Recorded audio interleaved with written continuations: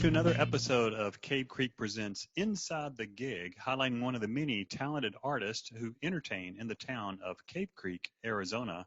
Today's guest is a fantastic singer, songwriter, and performer, my friend Ashley Norton. Ashley, how you doing today?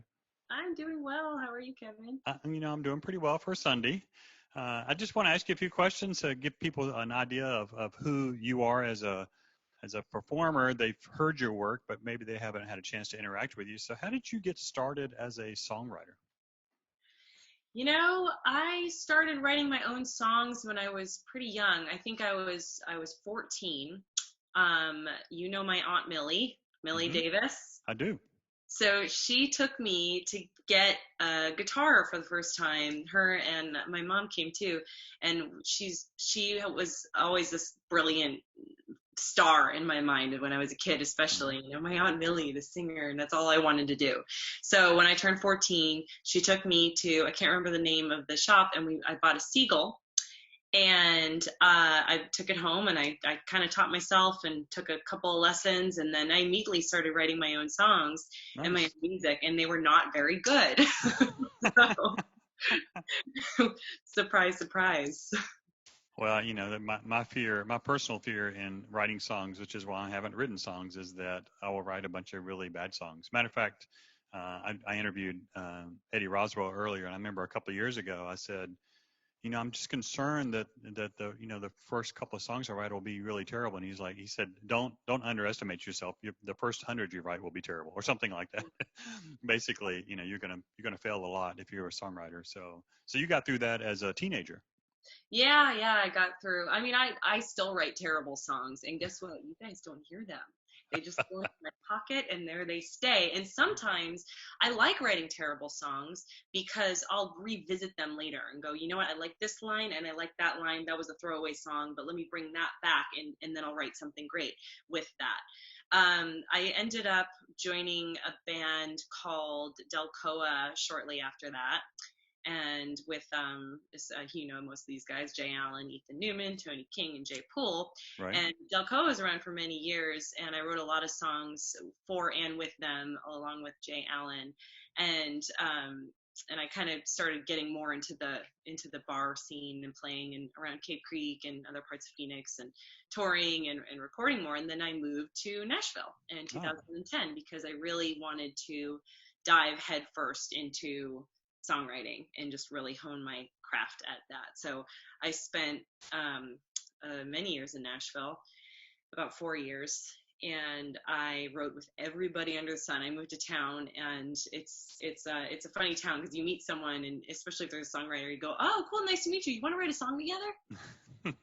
That's like your social interaction, and you just write with more and more people, and you figure out who you want to write with permanently, who you sure. never want to write with again, and you learn a lot. I mean, I probably wrote 100 songs in the first year with like co-writes, Right. and then I soon figured out that I really only want to write with Edward Williams, and so that's how we started Witherword, and so I Now, write with Ed. I don't know Ed a lot. Did you meet him in Nashville, or is he a Yeah. local Arizona guy? Nope, I brought him back to Arizona with me.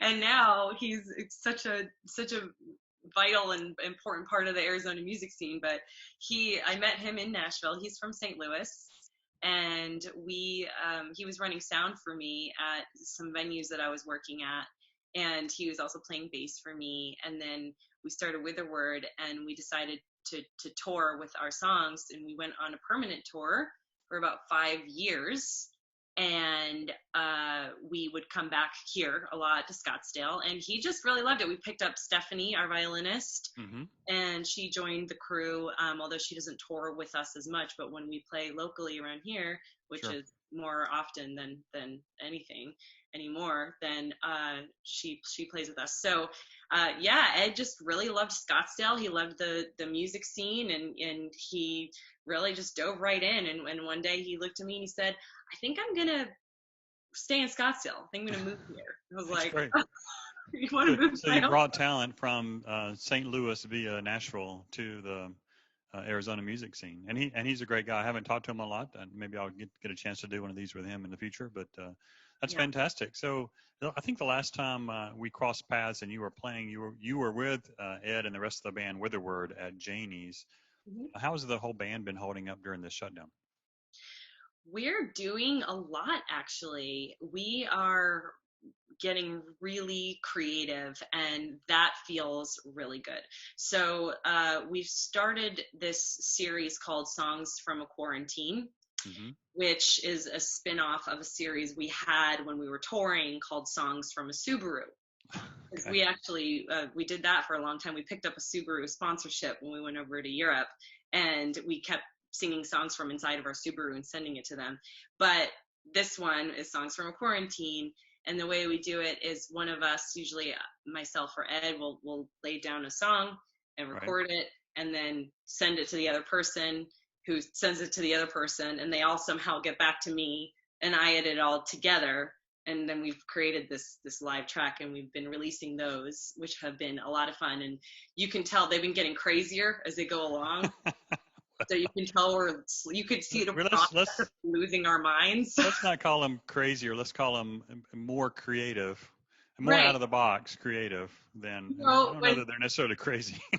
when my mom's looking outside and wondering why I have a green wig on and throwing the animal up in the air, and when Stephanie's laying on top of her fence with a fan blowing at her face, and her friend is I, pelting stuffed animals at her face, you really do have to question how much you are really. I think that was that your cover of Somewhere Over the Rainbow. I think I saw you in a green Yeah. wig.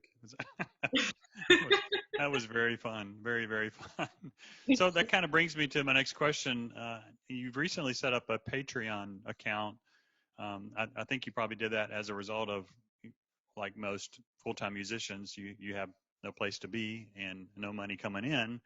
What's that been like using Patreon, and how has that helped you as a songwriter to connect with your fans? I actually love it the most. It is as you know, it's a solo project for me. And it's something I've wanted to do for a really long time, because I am a songwriter and I have so many songs, and they don't all see the light of day. I write and I write and I write and I write, and then they just float out there if they don't end up on an album, or if they don't Sure. end up being performed with Witherword.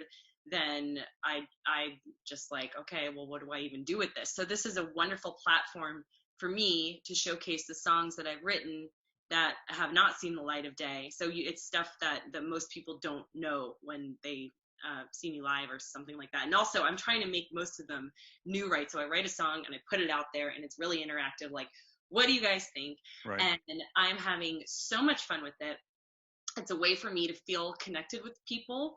It's also definitely been helping me financially during a time when we're just completely out of the jobs Sure. as Yeah. musicians.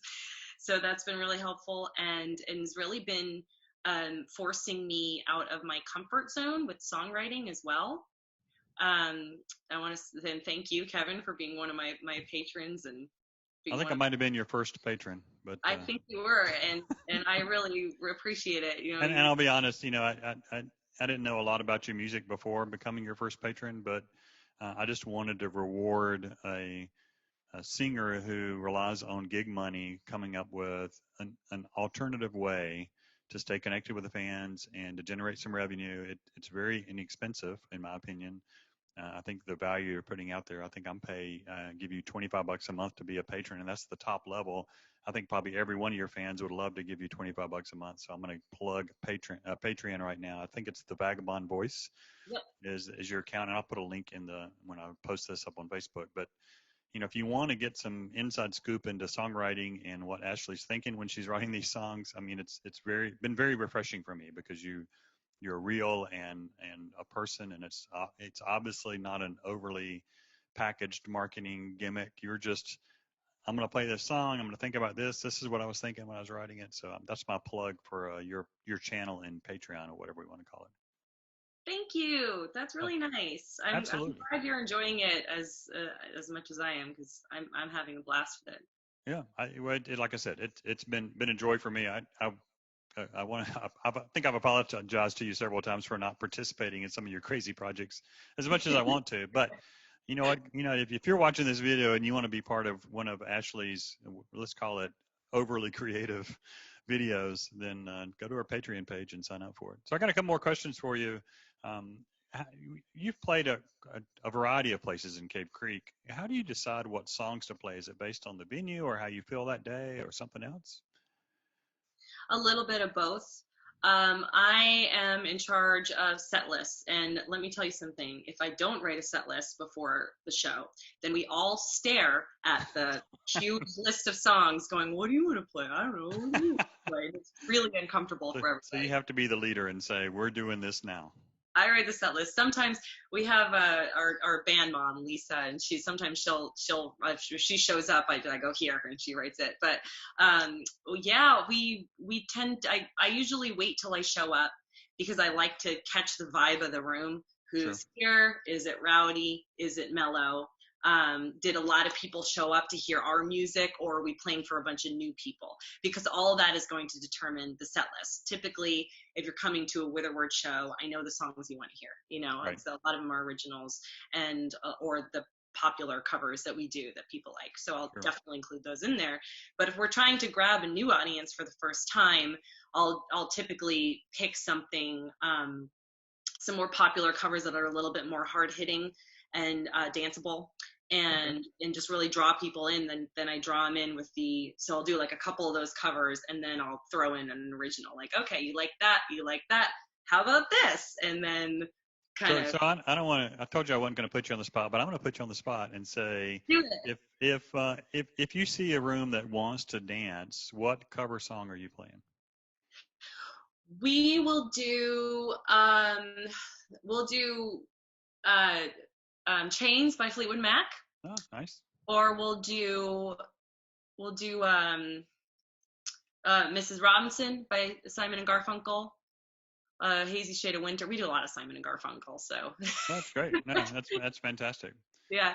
So can you share with me what you do for the few hours leading up to a gig? Like, are there particular routines you do to get ready? Do you always, decide what you're going to drink when you get there? Do you take a nap? Do you play through a bunch of your songs to warm up? Do you do vocal exercises? I mean, what do you do like on the drive there or even hours before? I don't, I'm so used to performing. This is pretty much all I know how to do. So there's not much I need to do to prepare, but I do have a couple of routines. Like, I mean, as far as what I'm wearing and how I'm getting ready for the gig, it really varies. I try to look nice at every gig, and I try to dress up a little bit. Or if I don't feel like dressing up, I'll put something funky on. Or if I'm not, if I don't feel like putting makeup on, I'll wear a hat, cool hat, or just whatever. And that can vary. I mean, I know I've shown up to Janie's in like a green suit with funky boots and a hat. And then I've also shown up in a fancy dress. It just depends on my mood. But I always try to look presentable. But the biggest thing is, this is so particular and really silly. So I love wine. I love wine. I love to drink my wine during our shows. However, I have a very particular routine with the wine. It has to be a Chardonnay at first, for at least the first set, because if I drink a red wine, which is my favorite wine, it's going to dry my throat out. So I get my throat nice and lubricated from the white wine, and then usually it's set 2 or 3. I can move on to a red if I want to, if I'm not driving, of course.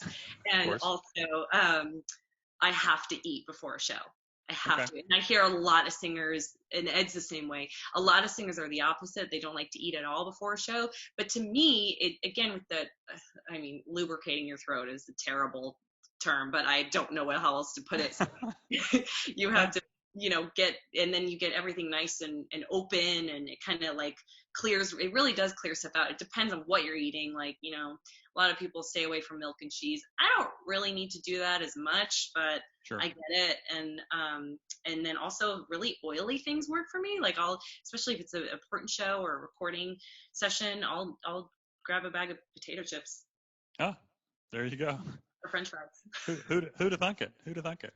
Yeah, it works. Try it. Yeah, and so you're a wine drinker. You're a Chardonnay drinker. So if I walk into a gig and you've got a glass of red wine, I know you're well on your way. Oh yeah, you're like, okay, this must be set 2 or 3. So, well, Ashley, so thank you so much for spending a little bit of time with me today. I'm gonna, like I say it again, you you're doing a great job of staying connected with your fans.